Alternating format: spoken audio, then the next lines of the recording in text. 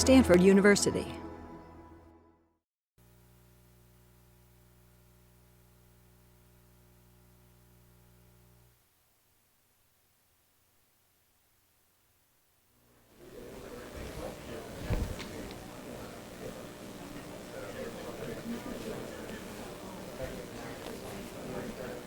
Are we on? Okay, the monitor's not showing. Welcome to the seminar on People, Computers, and Design. Quick announcement. Next week we have Scott Snibbe, who's an interactive artist. You may have seen his stuff. He's got some interesting things in the new Academy of Science in Golden Gate Park, as well as a number of other places. And really creative user of interesting interactive techniques. It's not just using multimedia, but really thinking about art and interaction in one breath. So he's always great to have and fun to see his projects. So this week we have Dan Siroker, who is a local product. He grew up here in Palo Alto and has lots of connections, shall we say, to Stanford. And sort of was remarkable in that he left a fun and well-paying job at Google to go do politics, to go become a major force in bringing the Obama campaign into the internet age. And he's now working on a startup in the area of education. So a lot of his work is really looking at how computer technology can be applied, not just to do the next startup, but really to think about things that are good for society, good for people. And he'll be describing his experiences with the Obama campaign. Thank you.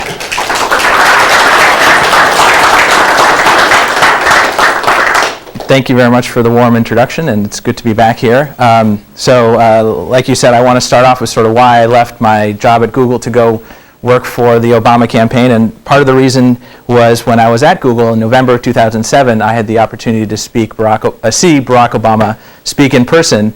And he came and gave a talk about his platform for technology and what he plans to do with the CTO for the government. And at the end, he had a Q&A session with Eric Schmidt, the CEO. So I want to show you a couple of clips of that really stuck with me and sort of the reason why I decided to go to the campaign. What is the most efficient way to sort 1,000,000 32-bit integers? Well, I'm sorry. Maybe. No. I think that's not a. I think the bubble sort would be the wrong way to go.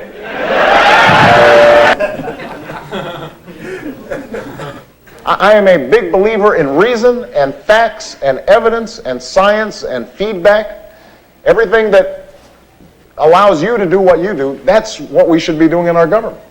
I mean, I want people in technology. I want innovators and engineers and scientists like yourselves. I want you helping us make policy based on facts, based on reason. And I think that many of you can help me, so I want you to be involved. Thank you so much, everybody.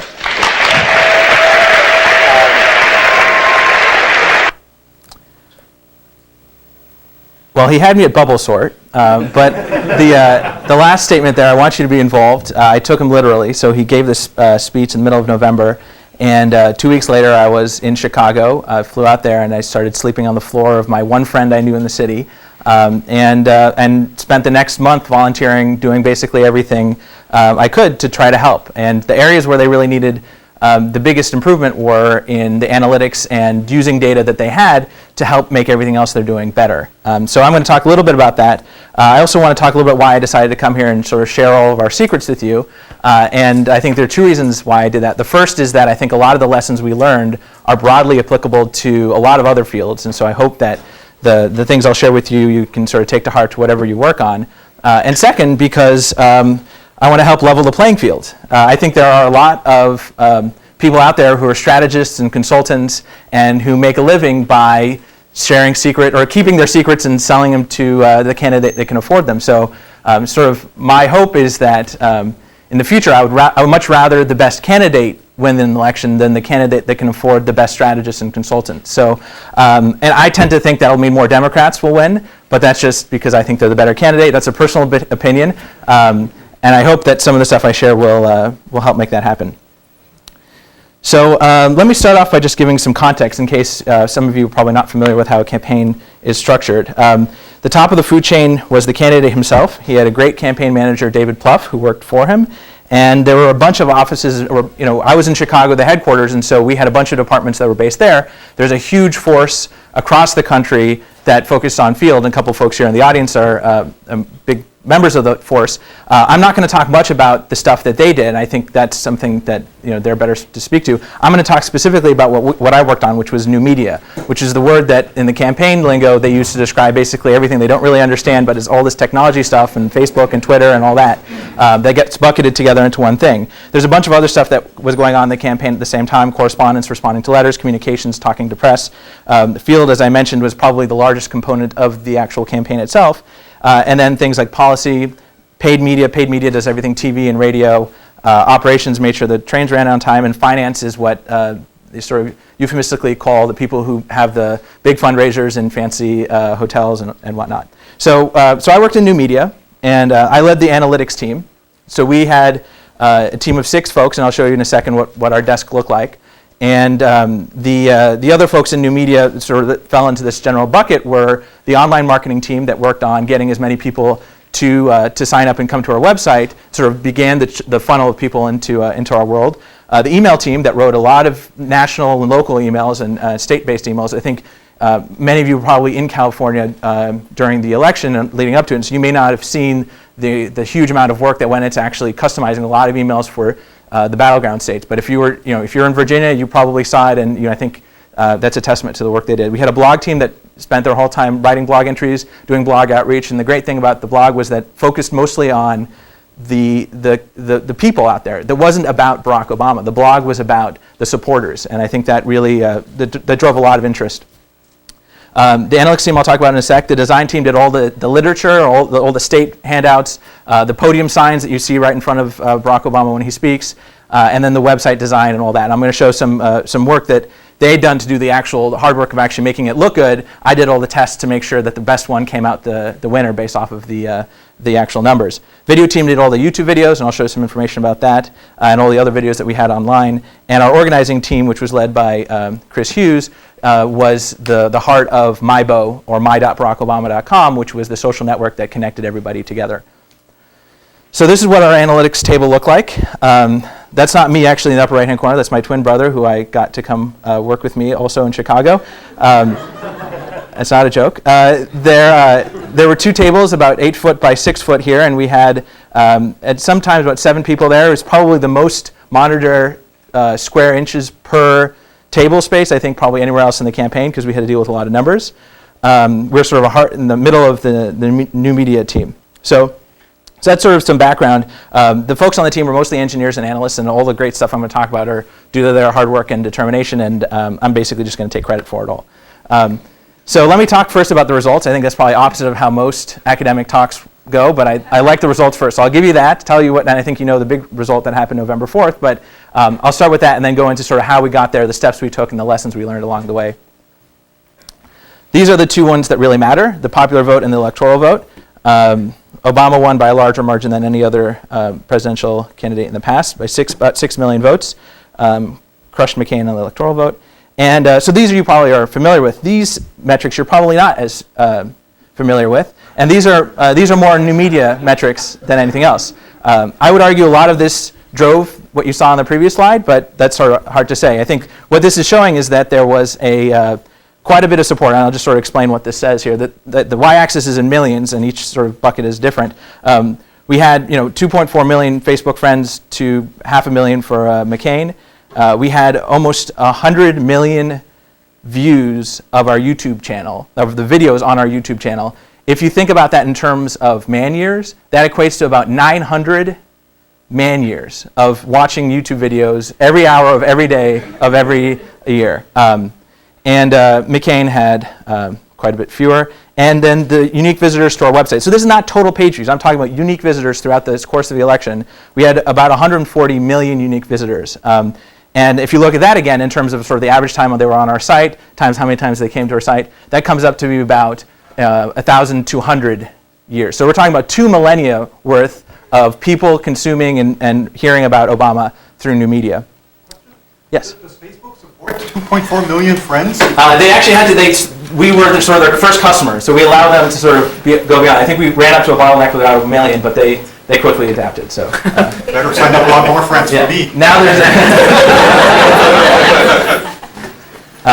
so I'm going to dive a little bit into this last statistic about unique website visitors. And so this is a graph from Google Trends that shows the traffic to BarackObama.com and JohnMcCain.com over time.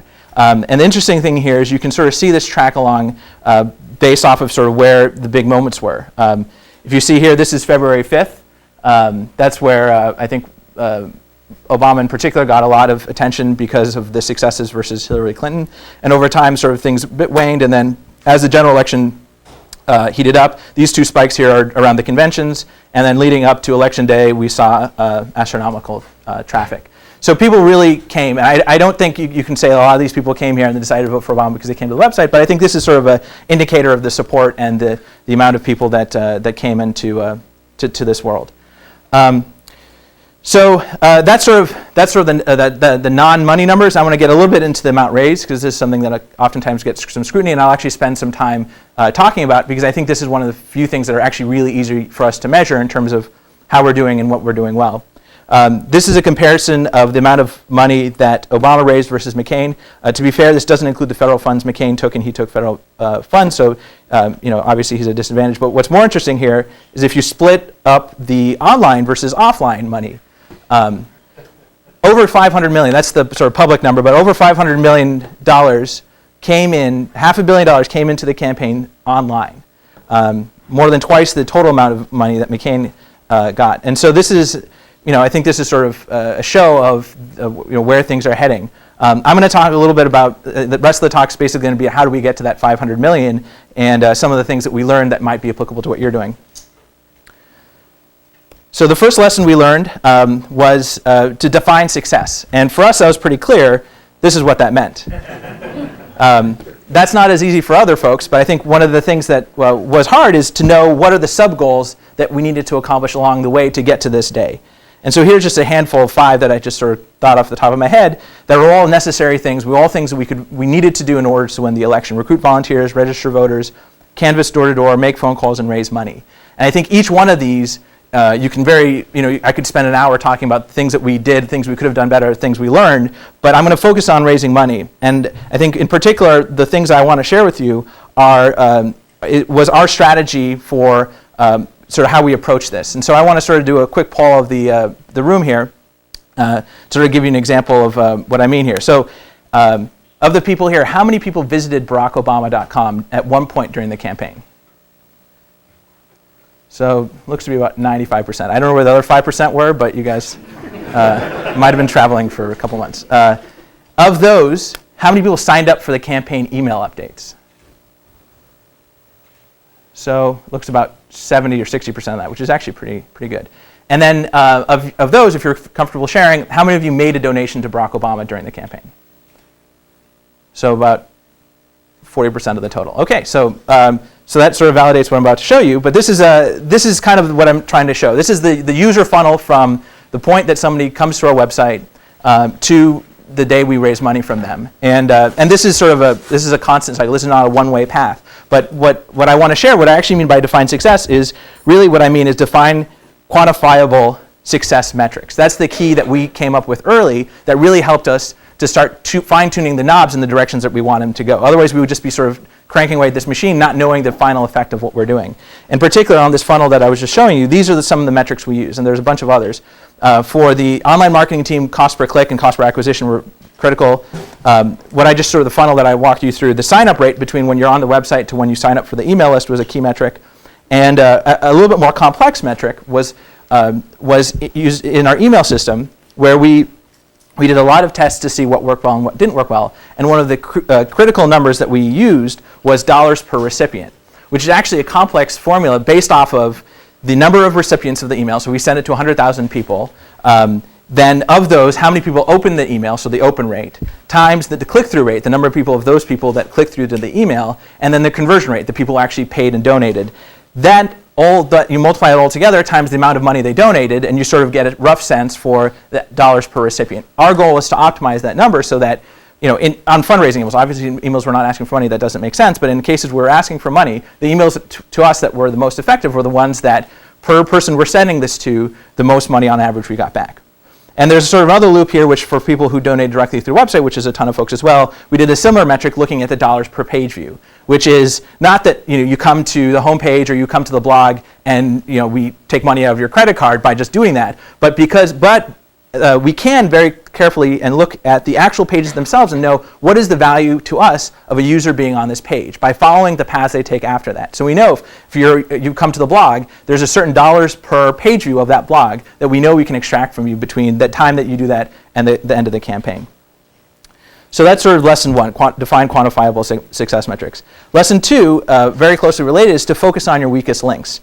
So if we look at that chart, when I got there in December of 2007, one of the things I noticed was that the funnel looked very good on the back end. Once you were signed up for an email update, in general, we did a very good job of having you convert, having you volunteer, having you donate money. I think part of that had to do with the timing of it. If you're already signed up for the Barack Obama email list in December of 2007, that's before Iowa, you're probably already a strong supporter and an early adopter.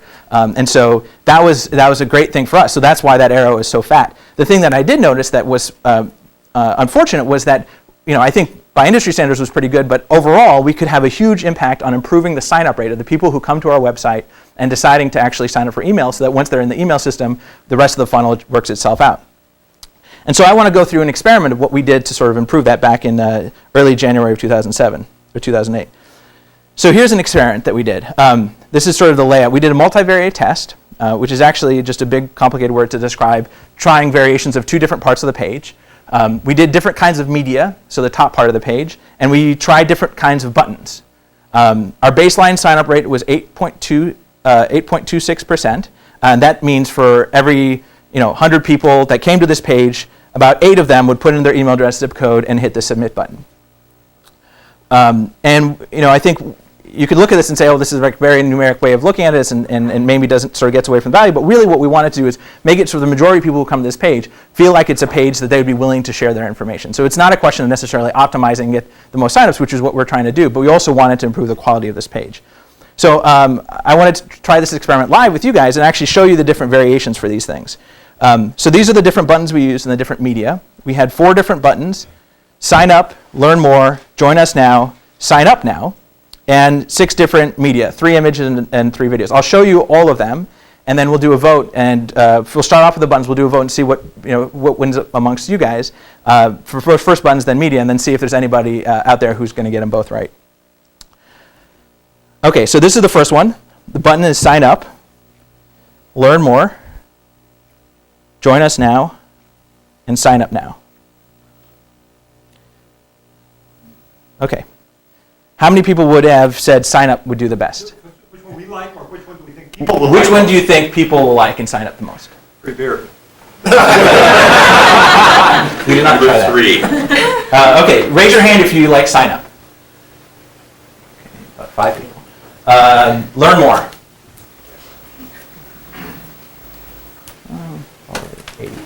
80 people. Join us now. Looks like some people raised their hand twice, but I'm confused. About 60, I would guess, a little bit less. And sign up now. The 4, and okay. So we got 5 for sign up, 80 for learn more, 60 for join us now, and 4 for sign up now. Let me go through the media, and these are the fun ones. So this is the baseline image. Get involved, family, change. And I'll show you 3 of the videos, and I abridged a couple of them, but I sort of get through the good part of it. So in general, they were a bit longer, but just for brevity, I would like to shorten them up. Hi, I'm Barack Obama. Welcome to BarackObama.com, the official website of my campaign for president. Here you can sign up for invitations to campaign events and learn more about our movement for change.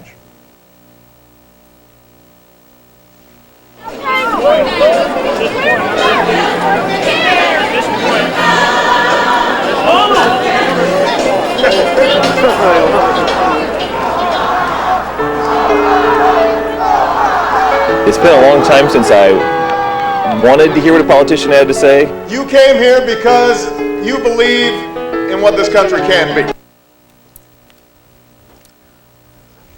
Now, even as we speak, there are those who are preparing to divide us.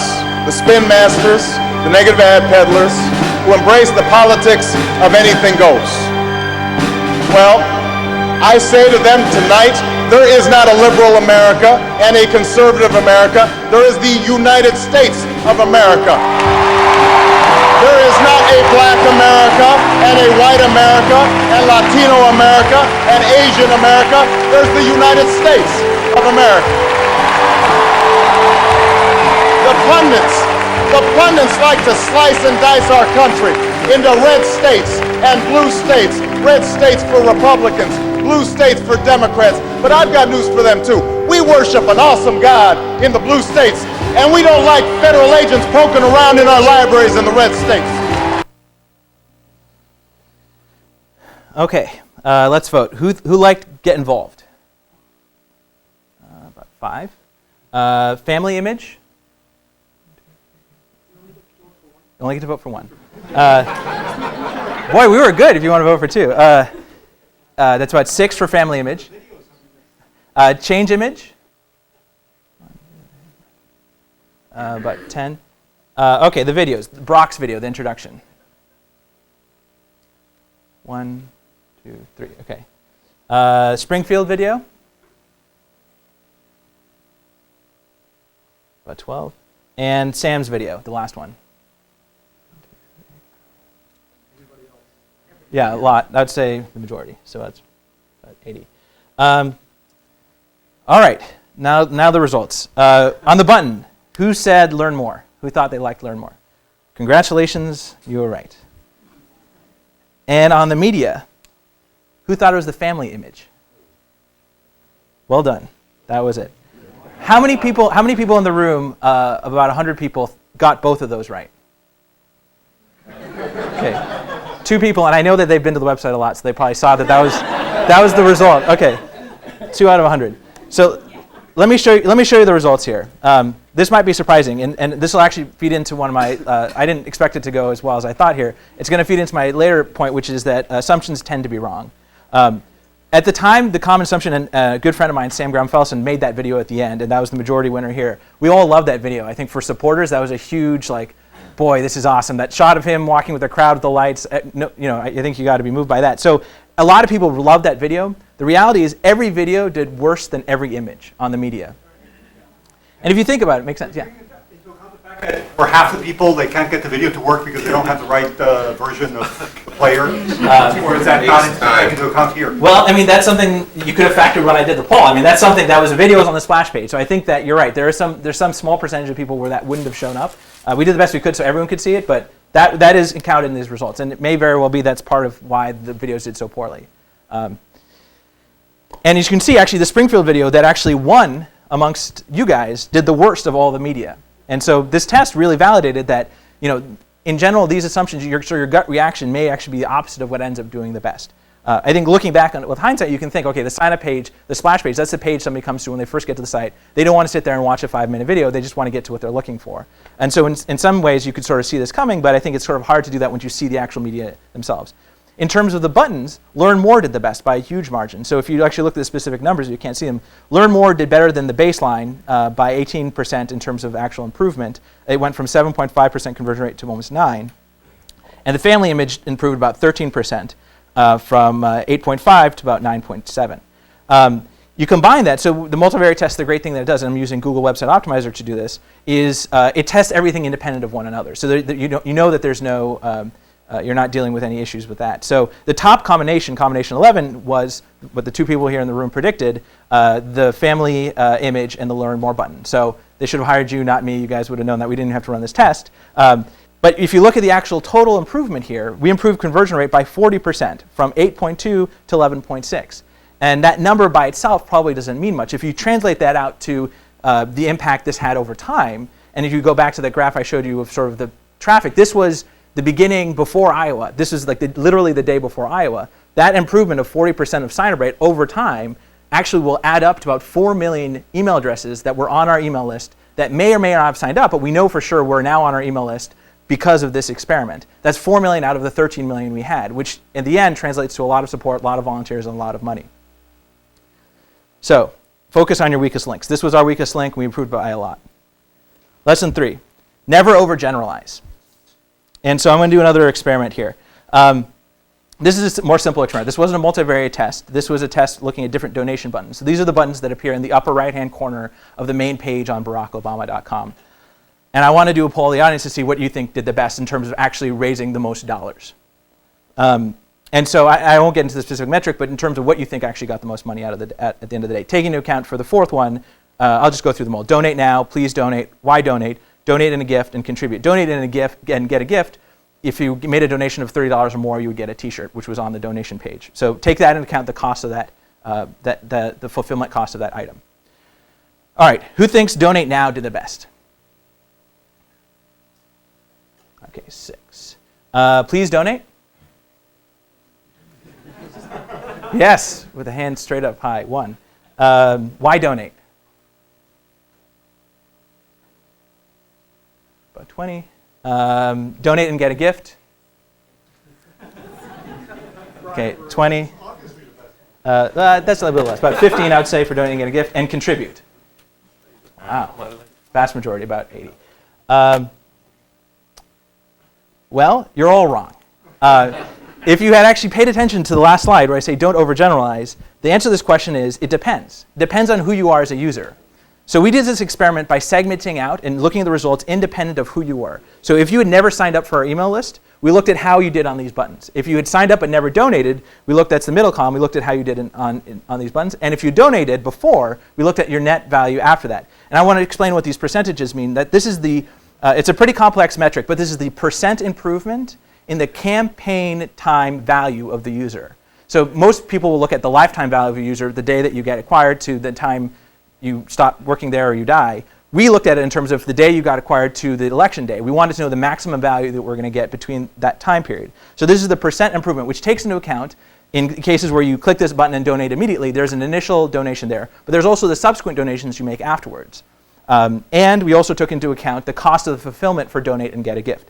So for not signed up, donate and get a gift did very well. For the people who hadn't signed up, for otherwise maybe not supporters or maybe sort of undecideds, to get a gift, that's something they were interested in and they would be willing to sign up, and we actually made money.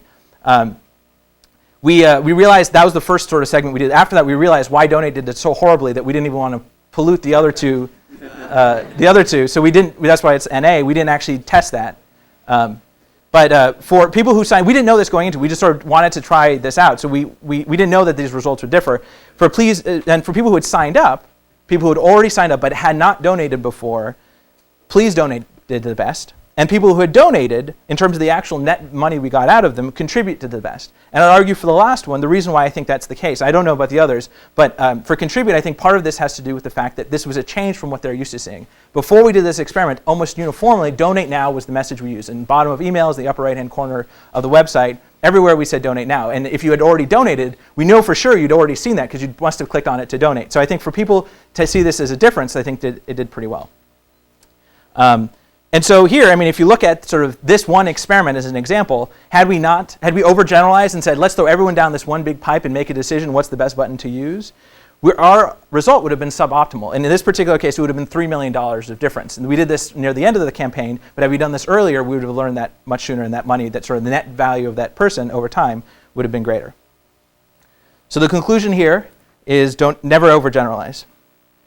Lesson 4 is to take advantage of circumstances. And this is sort of a departure, so I thought I put all the analytical, smart stuff in the beginning. This is basically saying, in some cases, just throw out the experiments. They don't really matter that much. I think this probably depends a lot on the field, but in politics in particular, the days that you do the best in terms of any of these metrics, in terms of volunteers and phone calls and money raised, are the days where special moments happen, and you can take advantage of those special moments. An example of a special moment is here. This is when Bill Clinton, this is taken August 27th, 2008, 9:42 p.m. This is after I had joined the campaign full time. And everybody here is watching Bill Clinton give his speech at the Democratic National Convention, including my brother, who's the one wearing the Obama shirt. I'm sitting there facing at the splash page, trying to update it and doing an experiment to make sure that we actually, for the people who saw this Bill Clinton speech, liked it a lot, when they came to BarackObama.com, we gave them a message that resonated with them, so they decided to volunteer or to donate. So this is one example of a special moment. Ignore all the Bud Lights. let me give you another example. Now, this next example is probably the most poignant example of where circumstances matter, and where it's a great example where we can take advantage of them. I guess a small town mayor is sort of like a community organizer, except that you have actual responsibilities. Thank you. So she said that at the Republican National Convention, 2:30 a.m. that night. David Plouffe sent an email to supporters. I'll read a bit of it. I wasn't planning on sending you something tonight. That's true. But if you saw what I saw from the Republican convention, you know that it demands a response. I'll go to the fourth paragraph. You know that despite what John McCain and his attack squad say, every day people have the power to build something extraordinary when we come together. Will you make a donation of $100 or more to remind them? In the last paragraph, community organizing is how ordinary people respond to out-of-touch politicians and their failed policies. That message resonated. Within 24 hours of sending this email, we raised over $10 million. So in some ways, the cost of negativity on the Republican side gave us a huge boost in our fundraising. So take advantage of circumstances. It's hard to create them yourself, but if you have them in front of you, definitely take advantage of them. And the last lesson is to question assumptions. And this is sort of broadly, we saw this over and over again. I'll give one specific example, but there were many cases where the assumption, I think earlier today, we saw that when most of the people in this room thought that Sam's video was the best way to get people to sign up. We saw that that assumption or that gut reaction was actually completely false. It was the worst. So I think this is if there's any of these lessons on here, this is the most important one. I'll give a small example. We did a test, this is near the end of the campaign, where we compared, there were some assumptions about the online store. And this is the store where you can buy merchandise from the campaign. And we wanted to compare the effectiveness of sending an email to people, asking them to either go to the store homepage. The message of the email is almost identical, except for sort of one little image and where it went. The first email that we sent it to about 200,000 recipients. We asked them to go to the store homepage. The second email, this was all during the exact same period of time, so it was a random sample of our email list over the same period. The second email that we sent to the second was store t-shirt page, so a page directly on the store to buy a t-shirt for $30. The third was an email asking people to make a donation of $30 or more to get the Obama soundtrack. And the fourth was to make a donation of $30 or more and get a t-shirt. And so again, I won't get into the specific metrics, but I want to do a poll of the audience to see how many people, what you guys think did the best here. So how many people think store homepage gave us the most dollar per recipient? One. Okay. And how about the store t-shirt page? About 10. The donate for a CD? 2, 3, 4. 4. And donate for a t-shirt? Okay. Pretty much everybody. So you're right. I think this is an example where this is something where people in the campaign assumed that the store was a great way to raise money. I think e-commerce was something that people understood well, especially people who weren't into new media.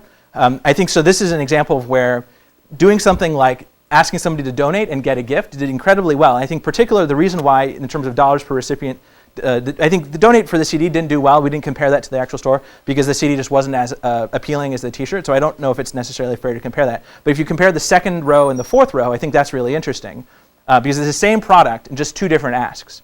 And we made almost twice as much money with the second ask. And I think the key part there was donate $30 or more. And I think in many cases, people saw this as a way, oh, I'm willing to donate $100 or $200, that's fine. If I'm getting a t-shirt out of the deal, that's great. If there's no t-shirt hook to even get them to come to the page, they're very likely not to have ever made that transaction. So that's lesson 5, question assumptions. To go over them again, define quantifiable success metrics, focus on your weakest links, never overgeneralize, take advantage of circumstances, and question assumptions. If you follow these 5 simple steps and lessons that we've learned, hopefully one day you'll get to take a picture like this. This was, as you can see in the countdown clock in the upper right-hand corner, this is 9 minutes before they called the election for Barack Obama. This is in Chicago in the headquarters. This is all of us together. What is the average age of that group then? Probably 21, 22? 25, I'd say. All right, thank you very much.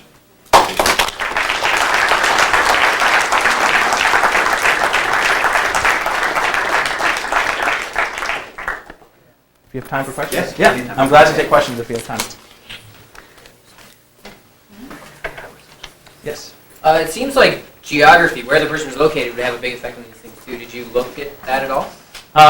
Yeah, the question was about geography. I think that's a very good point. I think we did notice very clearly that there are some states where we raised the most money, got the most support, got the most phone calls. California and New York were those two examples where we got just a ton of people live there and a ton of people are supporters. I think you're right that that was an opportunity for us that we didn't actually take advantage of. I think there was, it's both a technology issue because it's difficult to identify as a user to come into our website where you're from. I think if we had solved that problem, I think we would have been able to do that where we'd be able to have different messaging. If you were and what we did actually near the end of the election, we didn't do an experiment, but we did target differently based off of our assumptions, which is breaking one of the rules. One example is if on election day you came to BarackObama.com or VoteForChange.com, which was our register to vote site, we gave you very different experiences depending on where you were, and very different experiences depending on where you were and what time it was. So if you came to BarackObama.com and you were in a state, let's say North Carolina, and your polls had closed, or let's say before even polls are closed, we would just say, go vote. This is your polling place. Get the heck out of here. Go vote. Bring 5 friends.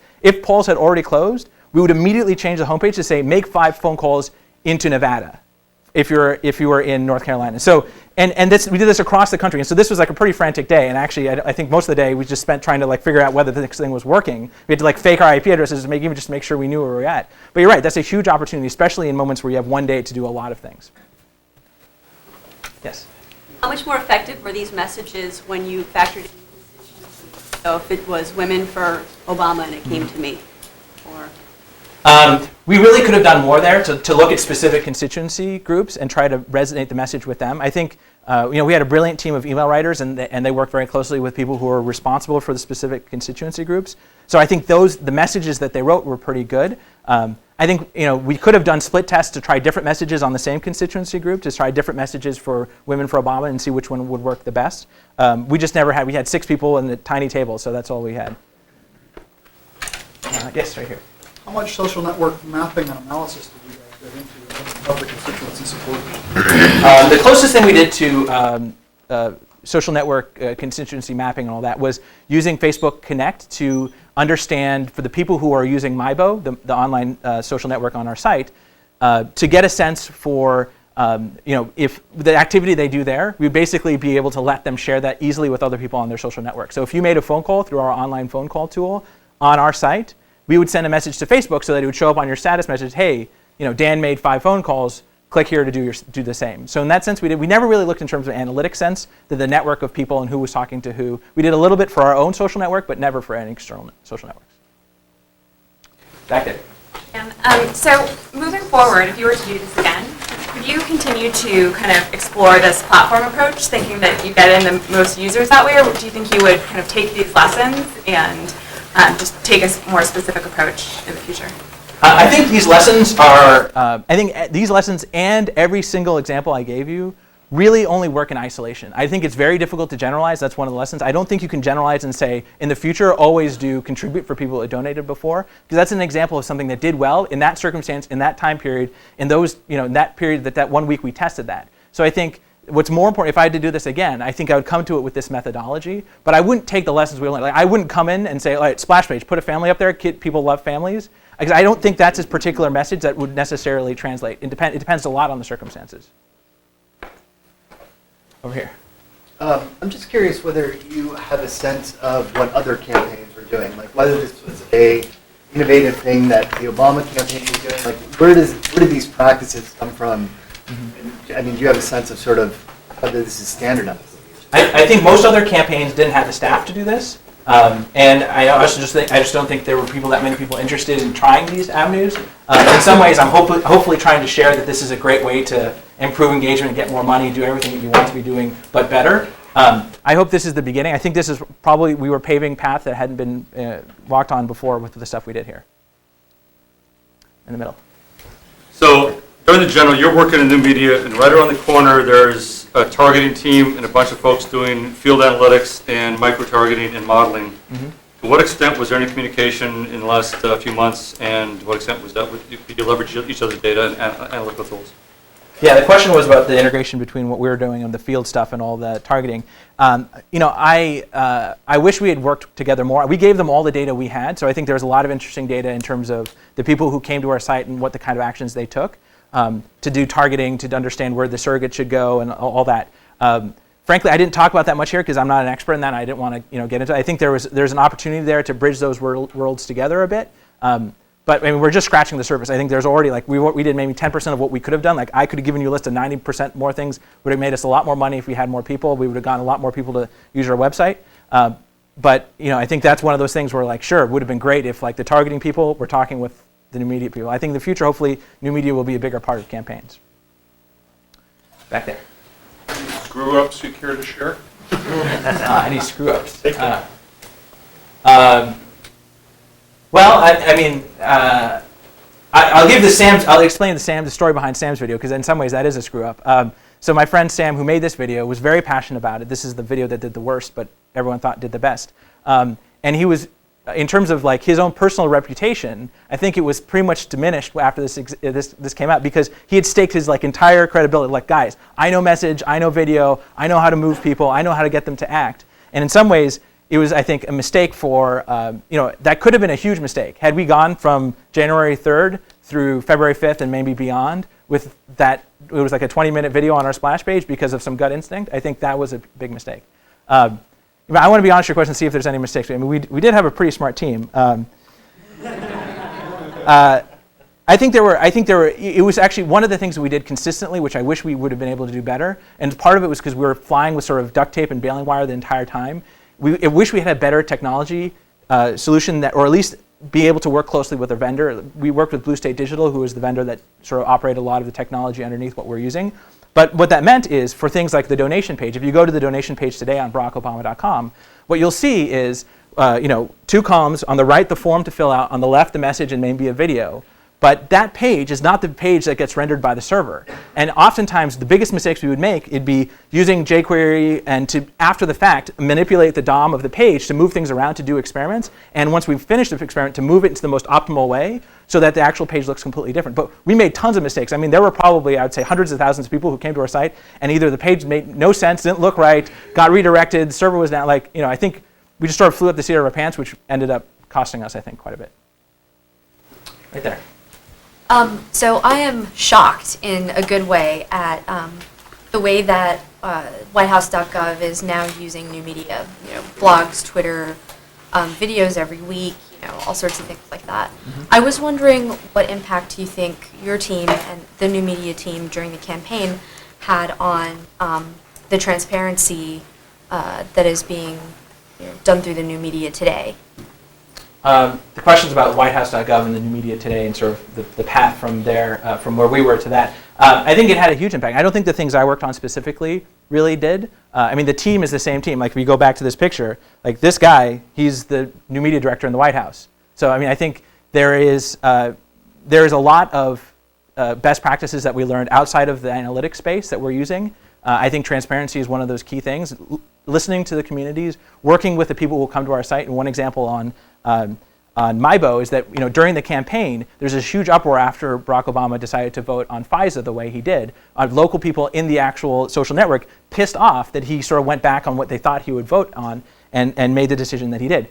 That we could have taken that a lot of different directions. And I think this is one of the best practices we did learn in the campaign that they're using today in the White House, where we said, look, that's a community of people that we care about, and we don't want to kill that community. We could have shut down their group. We could have deleted their email list. We could have squashed that communication. But instead, we engaged it. And we actually talked to them and said, look, this is, Joe Rosbars came and he actually said, these are the reasons, we're laying out the rationale behind it. You can disagree with it, that's fine. And we're not going to stop you from arguing about it, but this is the rationale. So by engaging, I think, directly with people who have a complaint, I think that's a way of sort of listening to the people at large and not ignoring the things that they're trying to say. Yes? The campaign generated blog posts, videos, sort of thing. And do you have a sense of what kind of all that content made? Were you tracking people's consumption? Whether it led to action? Yeah, I think the content was very good at persuasion and getting people to engage. Maybe not persuade them to actually vote. Maybe they'd already made up their mind. But I think there were many videos that we did that we could very clearly see were reasons why people would go out and volunteer. You know, I think we sent a video of a guy, Charles, who's an old guy who talked about sort of what the campaign meant to him and all the young people and how they're coming up. I think every volunteer every person that came to our site and saw it, it was like a very moving experience. And so that was something that we would be able to email, and we would segment out sort of our known supporters and say, hey, look, here's a great video. Why don't you come out and make some phone calls? In that sense, you know, we definitely were able to use that content. I think we don't have a good sense of sort of overall. I mean, there's so much that went out, so many blog posts, so many videos. In many ways, I think there's a lot of interesting stories that we never really uncovered. Yeah. Do you have any thoughts about the evolution of the platform as Obama for America became President for America? Support of all the local groups around the country. Many of what you're talking about use integrated tools to work horizontally as well as part of more of a bottom-up campaign organization. They also want social network kind of style. Yeah. Does that make sense about that? Well, I think Blue State Digital, is a great company. They have the consulting side, which really helps people understand new media. That helps them actually use the tools that are out there, independent of whatever they have, to do to the best maximum impact. But I do think that and then the technology side, they have things like the social network. They have invite lists. They have a lot of tools that are great things for local people to use in their actual in their races or advocacy groups. I think that I think they're going to evolve over time. I think one of the best lessons they got from this campaign is to realize where things break. To know that emailing 13 million people is a really hard task to do when you've built a system that can only email 100,000. And I think those kind of bottlenecks and those kind of mistakes you don't get to unless you're actually in the heat of the race. So I think in that sense, Blue State will be a great example of somebody who's sort of been through that storm and can actually weather it for others. In the back. Interactive webcasting. Sorry, what was that? Did you experiment with interactive webcasting? Like streaming videos? No, more than that. I mean, it's. I'm give you an example. I mean, I was part of a team 10 years ago at Akamai Republic. This means the main feature is that, for example, you have a live stream of video, and the user has the ability to ask a question in real time that is visible to the moderator and the speaker of the. I see. Yeah. I get what you're saying. The closest thing we got to that, which is sort of like the poor man's version of what you're describing, is occasionally we would have like celebrities or surrogates be on the blog answering comments. So like we would in some ways, that felt like a live stream. Like it was a bit confusing and you didn't know who was who, and but it was nice to know that there was a huge community of people out there who every day they would wake up in the morning, come to the blog, read everything, respond to everything, reply to everything. And fostering that community, I think one of the great things we did was having this sort of live interaction with people that mattered in the campaign to talk to the people directly. Yes? I'm really curious to know about the money side of things. And,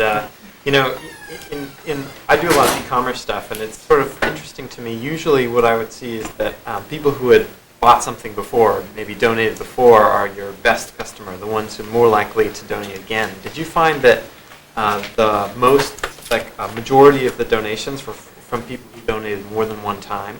So it is true that the average donation was greater than one. So more people, I mean, it was two or more. It was very likely that if you donated once, you were going to donate again.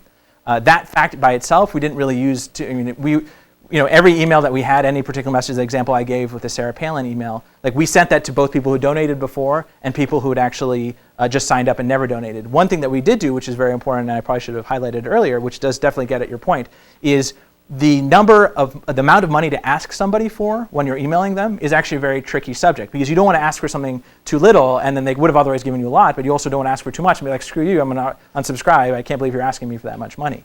So the number we came to and we found out over time worked incredibly well was the highest previous contribution. So if you'd seen that email I sent, that was the email that I got. It's because my highest previous contribution was $100, and so now David Pluff was saying, hey, why not make another donation of $100? And that was sort of the sweet spot of saying, and if maybe that time when I got that email, I said, yeah, I hated that speech, I can't believe she said that, I'll give you $300. The next email I got would have said, hey, why not make another donation of $300? Back there. Yeah, you were, at least from the presentation you gave, trying to optimize for money, but that's what you had defined success, is how much money you raised. But I can imagine that you might get different results if you were trying to define success as whether somebody stated an intention to vote for Barack Obama or they volunteered. I mean, how do you know what the goal you should be focusing on, or whether you should be combining looking at some metric that represents several different goals? Yeah, so that's a great question. So back to the first lesson, which is sort of defining quantifiable success metrics. I think the key part there is to understand the entire space of things you're trying to optimize. Had we looked at one thing in isolation, let's say we look at purely donations raised, not ignoring signups, and maybe that was like a tertiary effect, we would optimize for a suboptimal solution. And an example where you brought up where there's two sort of antagonistic goals, like really it's like one or the other, which one do you do? The solution to that problem is to come up with a common metric that can define both of them. The one that we used, which was very valuable for comparing signups to donations, was the campaign time value of the user. Because then we could say, either put up a sign up page or put up a donate page. What is maximizing between those two things? What maximizes the campaign time value of the user? If you put up the sign up page, maybe there's a 10% chance, 20% chance they'll sign up. And then we know that if they've signed up, we're going to get this amount of money of them. If there's a donate page, maybe there's a 1% chance they'll donate, they'll make this much money. We can compare them head to head. In terms of non-monetary goals, one example is we used on Vote for Change, which is the site to allow people to register to vote. We just did very basic tests to make sure that we would able to, like, that was a conversion goal. I mean, that's sort of an example of something that's nothing to do with money. It's like, does somebody who come to voteforchange.com leave the site with a PDF that they can mail to their county or whatever? That in itself is actually a very confined problem. And that was actually easier than looking at all these places where things fork. In the example I gave with the, there's two ways. You either go directly to the website or through the sign up. In a case where it's just clearly that's the call, this is the beginning, it's just a question of how do you optimize along the path. A little question. I recall at least near the end of the campaign that the graphic that showed up on the screen was the change graphic rather than the family graphic. Was that because I was coming in, you already recognized my web address or? Well, I don't know the specific answer for you. I know that we're very careful also in terms of not, to avoid overgeneralization. We knew that the splash page for some people was an annoyance, and I think that was something we were very, very aware of. I think that's sort of like the edge of like, do we want to sort of ask somebody for something that maybe a lot of them won't want? In this case, we found like 10% was a pretty good number of people who wanted. In many cases, if you'd been to the page before, you'd skip the splash page entirely. So that was for, I hope people in the field can tell me if I'm wrong. If you went to the page every 20 times a day and had to go to MyBo and do a lot of things, you weren't getting pestered by a splash page. That was our goal, at least. They're laughing, so maybe. And there was, there was a field integration late in the campaign where if you navigated to the page, it would throw up the time and location of a local exactly. phone bank. Right. Yeah. So that's an example of what I was talking about earlier about sort of where you're coming from and the time of day and all that. Or earlier, before even election day, we were starting to do that as well. Like if you were in Ohio and there's early vote, your splash page had nothing to do with money. It was go early vote. You have X days with this cute little countdown timer of how many days you have left, and then directly to Vote for Change, either register to vote or find your polling location. So that wasn't even a test. That was just like they're in Ohio. We got to win that state. Tell them to go do that. Yes. So to do these metrics, you had connections to the finance database, so you knew who was doing how much. Right. And then you matched those up to the email. Did you have connections to the operational database? You could say, like, who had done a lot of volunteer work? So you're bringing up a really, this is one of the biggest problems in political spaces right now. The data is completely siloed. We were lucky that most of the data we used was on the Blue State Digital's backend, which I think for us, they made an exception. They actually gave us a reporting server, which was just a MySQL replica of the actual live server that sat, which is like the old one before they upgraded. And this was so critical to us. My brother wrote this script that basically we had a small monitor on the corner of our desk that either was completely green if the reporting DB was up and the lag on the reporting DB was low, or red if it was somehow down, or if we got, like after Sarah Pan's email, processing 10 million contributions is quite a feat. And so actually that server going down was critical to us being successful. And to answer your question specifically, we had access to all of the donor information because they donated through the website. The offline donor information went through a process at NGP. There's other data about a user based off of consumer profiles. That's a separate system. The things about volunteering, if they had done it through, and part of the reason we wanted to have MyBo be part of this Blue State architecture is then we know, I could have very easily answered the question to you, how many donors of $1,000 or more that are in California have made 20 phone calls? That's a question I could answer by just coming up with a query. Had they been two different data sets, that would have been a problem. I think that's a huge challenge going forward, is integrating that all into one house. Over here. I'm sorry. Could you clarify that a little bit? Did you have any integration with the band? Yes, we had integration. There are paths between all these different data stores, but you inevitably get staleness issues. And so, in an environment we're in, which is like a sprint to the very end, nobody relied on those paths ever working. And so, if I wanted something from the van, or if you know, if somebody in the field wanted something from Blue State, they would come to us directly, and we would have to write and like it just didn't work. You know, there would be issues where you know, the information either stale or out of date, or you know, for whatever reason just broke and nobody noticed and stopped fixing it. So like we knew this was an issue very early on, and we, you know, hired people specifically for the task, make these paths better. But I think this is like a you know, architectural problem that just isn't easy to solve. Sorry. Over here, yeah. Yeah, so sort of along those lines, to what extent were you guys writing your own software to run the website, email stuff, donations, versus modifying open source versus using a package solution from someone else?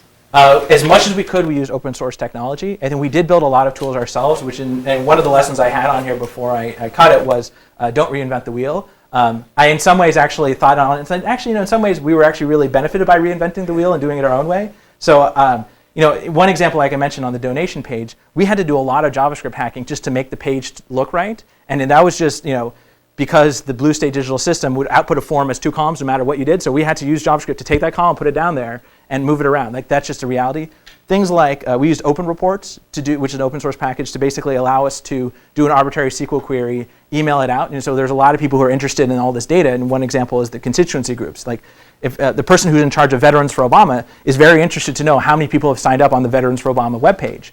And so we would have a regular email that would go out and say, this, you know, we do a query, we know what group you're in, this is the MIBO group, and use Open Reports to send that off. And there's probably half a dozen. We use Google App Engine for a lot of things, to build a little app to do something.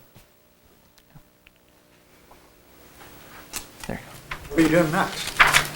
So that's what this URL is, CarrotSticks.com. I didn't want to spend too much time talking about it because I don't think anybody here came. When you hear Obama data, that's like, I think it is a code word at Stanford for like show up. That's going to be cool. But this is where, yeah. So this is we're building a product to help kids get better at math, and we're still very early on. We've only doing it for a couple months, but I'd encourage you to check out CarrotSticks.com and sign up. Right here. You're also dealing with a different dimension in terms of scale.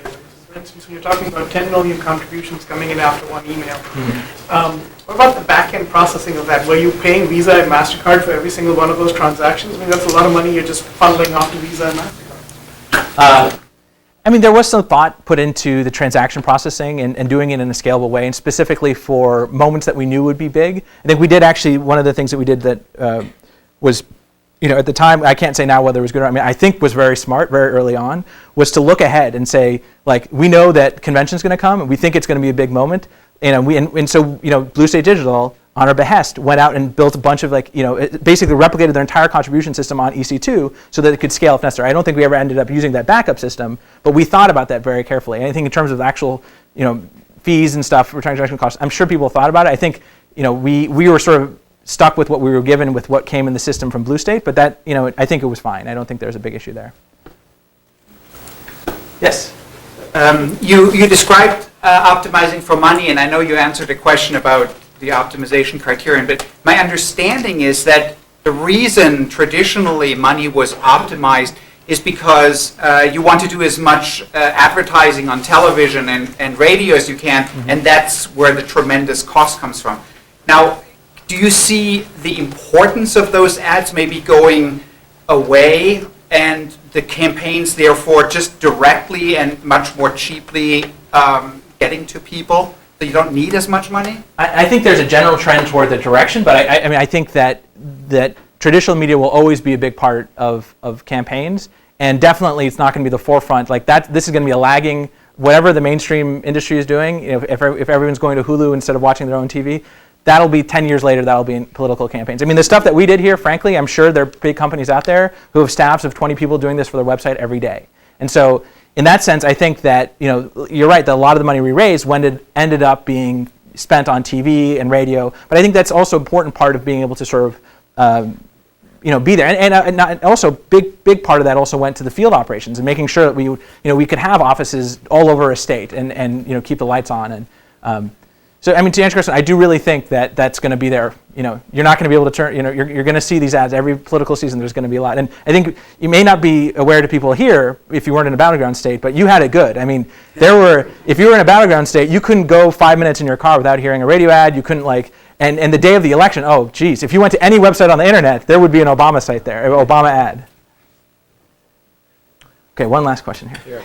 I'm really curious to know about the amount of time you spent dealing with like a lot of different people coming and asking ad hoc questions to you versus spending your time sort of analyzing the data and going, this is where I can spend my time most effectively and make a big impact.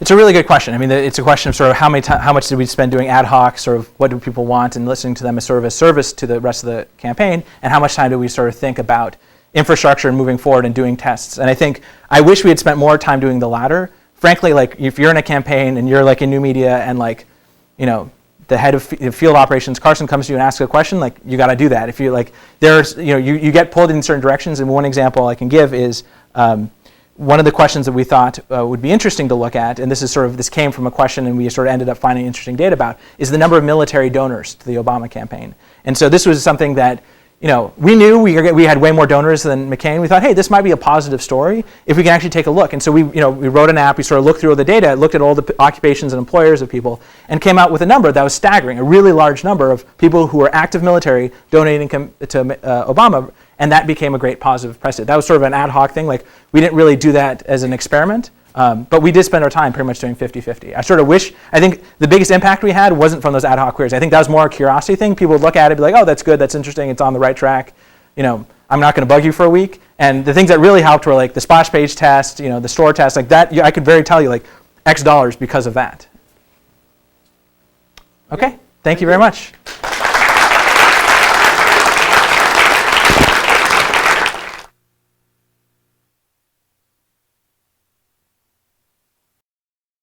For more, please visit us at stanford.edu.